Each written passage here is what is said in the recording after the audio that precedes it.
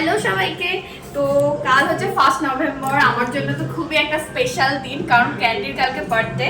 আর সেই জন্যই আমি আগের দিন থেকে প্রিপারেশন নেওয়া শুরু করে দিয়েছি। আর এটা হচ্ছে কেক বানাচ্ছি ক্যান্ডির জন্য। ওরা তো এসে কেক খেতে পারে না, সেই জন্য ওদের জন্য এই কেকটা বানাচ্ছি আমি।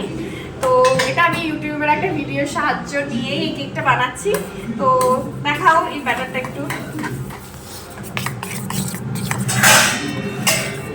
তো এবার দেখা যাক যে কেকটা দেখতে কেমন। আজকে হচ্ছে সেই দিন, মানে 1 নভেম্বর, ক্যান্ডির জন্মদিন। আর ওকে অনেক ভুলিয়ে ভালিয়ে আমি ছাদে নিয়ে এসেছি স্নান করার জন্য। বার্থডে বয়কে তো বার্থডের দিন স্নান করতেই হবে, কিন্তু সেটাও বুঝতেই চাইছে না, কিছুতেই আসবে না। আমি জোর করে করে স্টিকের লোভ দেখিয়ে ওকে নিয়ে আসলাম। এখন এসে এখানে বসেছে, আমি স্নান করাবো।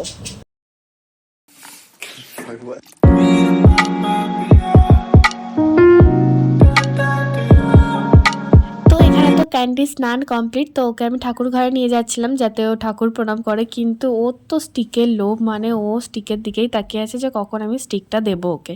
তো তারপর তো আমি স্টিকটা ওকে দিয়ে দিলাম, আর সেটা নিয়ে ও দেখো মানে এত ও ভয় পায় যে পা স্লিপ কেটে যদিও সিঁড়ি দিয়ে পড়ে যায়, মানে এত বোঝে ও আস্তে আস্তে পিট করে সাইড দিয়ে তারপরও নামে। তো তারপর তো এখানে মা ওকে বার্থডে থালিও রেডি করে দিয়েছে, আর ও একদম গুড বারের মতো বসে পড়েছে। ও আর তোমাদের এটা তো বলা হয়নি যে এবার ক্যান্ডির 4 বছর হলো, মানে 4 বছরে ও পড়লো।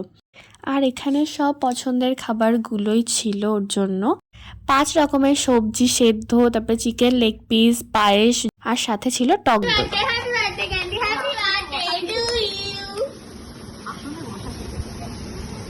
আর এখানে মা ওকে পায়েস খাইয়ে দিচ্ছিল, আর ও কেমন করে পায়েসটা খাচ্ছে, মানে ও জিভ দিয়ে এমনভাবে খাচ্ছে চারিদিকে ছিটে যাচ্ছিল।